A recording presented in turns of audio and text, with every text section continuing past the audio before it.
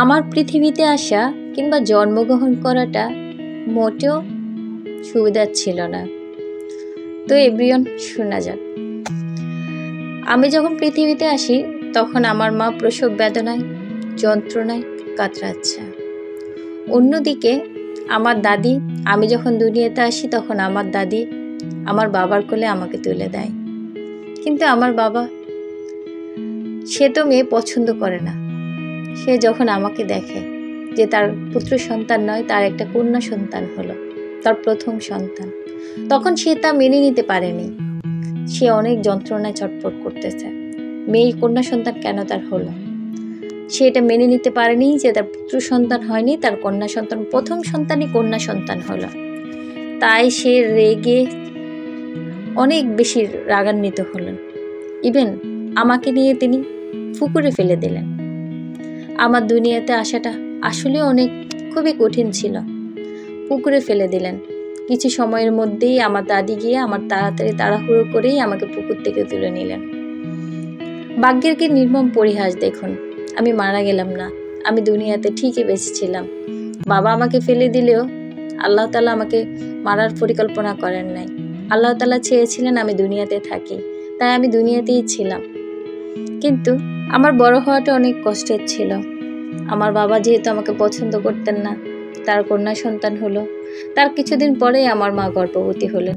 Even আমার একটা ছোট ভাই হয়। আমার বাবা আমাকে কখনোই ভালোবাসতেন না। আমার মা আমাকে একা একা বড় করেছেন, একা একা লালন পালন করেছেন, একা একা খাইয়েছেন, একা একা পড়িয়েছেন, ঘুরতে নিয়ে গেছেন, যেভাবে ইচ্ছে আমার মা আমার সকল আবদার পূরণ করেছেন। আমি বাবা বলতে বাবার কাছ থেকে কোনো ভালোবাসা পাইনি। বাবা আমাকে কখনো ভালোবাসেননি। বাবা আমাকে সবসময় তুচ্ছ করেছেন, কারণ আমি কন্যা সন্তান বলে। অবশ্যই আমি কন্যা সন্তান বলে বাবা আমাকে খুবই তুচ্ছ করেছেন। মায়ের যত্নে আমি খুব সুন্দরভাবে বড় হওয়ার পর আমার গায়ের রঙও সুন্দর ছিল না, গায়ের রঙটাও কালো ছিল। আমার বিয়ের জন্য আসে, কিন্তু পাত্রপক্ষ তো আমাকে পছন্দই করেন না। বাবার তো সেই অনেক কথা, মেয়ে হয়ে জন্মগ্রহণ করেছিস, তারপরেও এত কালো জন্মগ্রহণ করেছিস, আমার জন্য মাথার বোঝা হয়ে দুনিয়াতে এসেছিস। বাবার তো অনেক কথা শুনতে হতো। ছোটবেলা থেকে বাবার কথা শুনতে বড় হলাম। সেই বড় যখন হলাম, বিয়ের জন্য আসতেছে, কিন্তু বিয়েও হচ্ছে না, কালোর জন্য, গায়ের রঙের জন্য। কি করব বলেন? আমি তো সৃষ্টি হইনি, আমাকে তো আল্লাহ তাআলা সৃষ্টি করেছেন, কিন্তু বাবা তো এটা বুঝতেছে না। বাবার কথা হচ্ছে আমার প্রথম সন্তান কেন কন্যা সন্তান হলো, পুত্র সন্তান কেন হলো না, তাও আমার গায়ের রং নিয়ে প্রশ্ন। যাক, অনেক কষ্টের পরে একটা ছেলের সাথে আমার বিয়ে ঠিক হয়।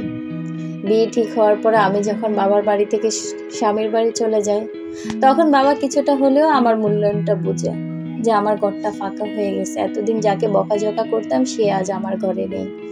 বাবা নিজ থেকেই ভেঙে পড়েছেন। এটাও হয়তো বা আল্লাহ তাআলার নির্দেশনা।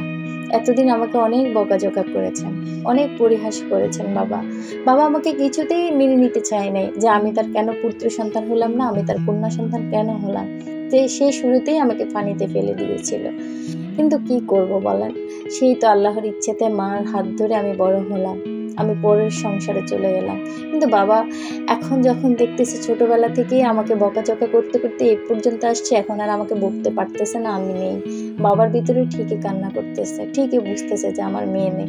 যাই হোক, আল্লাহর হুকুমে আমার প্রথম সন্তান কন্যা সন্তান নয়, আমার প্রথম সন্তান আমার ছেলে হয়, পুত্র সন্তান হয়। আমার বাবার তো সেই রকমের খুশি, সেই লেভেলের খুশি। বাবার খুশি মুখটা দেখে আমার যে কি ভালো লেগেছিল। আমার বাবা আমার পুত্র সন্তান দেখে আমার বাবা সেই রকমের খুশি হয়ে গেছিলেন। আমার বাবার মিষ্টি আনা দেখে আমার বাবা প্রত্যেকটা দিন আমার বাচ্চাকে দেখতে আসা। আমার বাচ্চা যখন একটু বড় হয় তখন আমার কাছে থাকেন, আমার বাবার কাছেই থাকেন। আমার বাবা আমার বাচ্চাকে অনেক সুন্দরভাবে লালন পালন করতেছেন, মাদ্রাসায় পড়াচ্ছেন। সত্যি বাবার এই দৃশ্য আসলে প্রথম দেখেই আমাকে যখন অবহেলা করেছিলেন আমি কষ্ট পেয়েছি। কিছু বাবারা আছেন কন্যা সন্তান পছন্দ করেন না, মেয়ে সন্তান পুত্র সন্তানকেই বেশি ভালোবাসেন। এমনটা কখনো করবেন না। বিষয়টা আসলে সত্যি একটা ঘটনা, মিথ্যে ঘটনা নয়।